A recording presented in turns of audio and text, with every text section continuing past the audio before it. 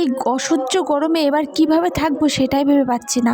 কালকে যে তুমুল ঝড়টা হলো তারপরের থেকে আর কারেন্টই নেই। সারা রাত কারেন্ট আসেনি, আর এখন সকাল প্রায় 8টা 9টা বাজে এখনও কারেন্ট আসেনি। এই খেলনাটা আমি সেই ঝুলন মেলার থেকে কিনেছিলাম আমার মেয়ের জন্য, তাই ভাবলাম এটা দোলনাতে টানিয়ে দিই। আর এত প্রচণ্ড গরম পড়ছে, চান করে এসেও আমি শান্তি পাচ্ছি না।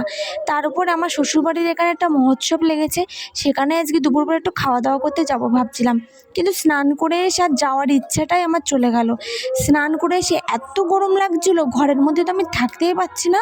হাওয়া মনে হচ্ছে যেন গিলে খায়, এত গরম লাগছিল। কি আর বলবো, এত গরম লাগছে। কালকে বৃষ্টি তো হয়নি, তেমন ঝড় হয়েছে, তার মধ্যে দিয়ে গরমটা এত প্রচণ্ড পড়ছে। আমার মেয়ে তো একটু ঘুমাতে চাইছে না। কি আর বলবো, ছোট মানুষ নিয়ে খুবই অসুবিধা হচ্ছে। ঠাকুরের ওখানে যখন একবার যাবো ভেবেছি, তাই সব চিন্তা ভাবনা দূরে ফেলে রেখে টুকটাক করে গুছিয়ে নিয়েছি। আমার শাশুড়ি মা কিন্তু আগেই সেখানে চলে গেছিলো, কেননা ওনার পায়ে একটু ব্যথা আছে, তাই উনি আস্তে আস্তে হাঁটতে হাঁটতে আগে গেছে। ওখানে গিয়ে আমার মেয়েকে, দুটো মেয়ে কোলে নিয়েছিল, আর দেখো ঠোঁট ফুলিয়ে কান্না, ও কারোর কোলে যেতে চায় না এখন থেকেই। তারপরে কিছুক্ষণ বসে আমরা খাওয়া দাওয়া করতে চলে গেছিলাম। প্রথমেই পড়ে গেল ডাল, বুটের ডাল ছিল, ডালটা খুবই টেস্টি ছিল। তারপরে এঁচোড় দিয়ে আলুর তরকারি, সেটাও খেতে খুবই ভালো ছিল। আর মহোৎসবের রান্না আমার কিন্তু খুবই ভালো লাগে। তোমাদের কার কার ভালো লাগে একটু কমেন্টে জানিও তো।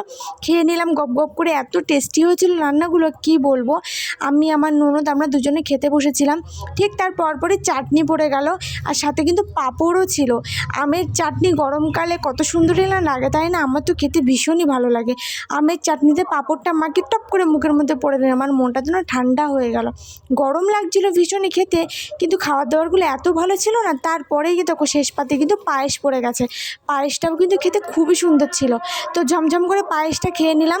আর পায়েসটা খাওয়ার পরপরই উঠে গেছিলাম। তারপরে আমার ছোটো কাকিমা এসেছিলো, এসে আমার মেয়েকে কোলে নিয়ে বসেছিল খানিকক্ষণ। তারপরে কিন্তু আমরা বাড়িতে চলে এসেছিলাম। ওখানে মেয়েকে নিয়ে একদমই বসে যাচ্ছিল না, এত প্রচণ্ড গরম ছিল। বাড়িতে এসেছে ছোট্ট মেয়েটাকে নিয়ে কোথায় শুবো সেটাই আমি চিন্তায় পড়ে গেলাম। তাই তো মাদুর নিয়ে এসে দৌড়ের কাছে একটা বিছনা করে ফেললাম। কিচ্ছু করার নেই, গরমে অসহ্য গরম তো সহ্য করা যাচ্ছে না। তারপরে মা মেয়েতে মিলে একটু শুয়েছিলাম। মেয়ে তো খানিকক্ষণ ঘুমিয়ে আর ঘুমালো না, আর আমার তো আজকে সারাদিন ঘুমটাই হলো না। আর তাহলে আজকের মিনি ব্লগটা এখানেই শেষ করলাম। আর মামের মিনি ব্লগ তোমাদের কেমন লাগছে অবশ্যই কিন্তু কমেন্টে জানিও। তো চলো টাটা বাই বাই, সবাইকে দেখাবে পরবর্তী আবার কোনো ভিডিওতে।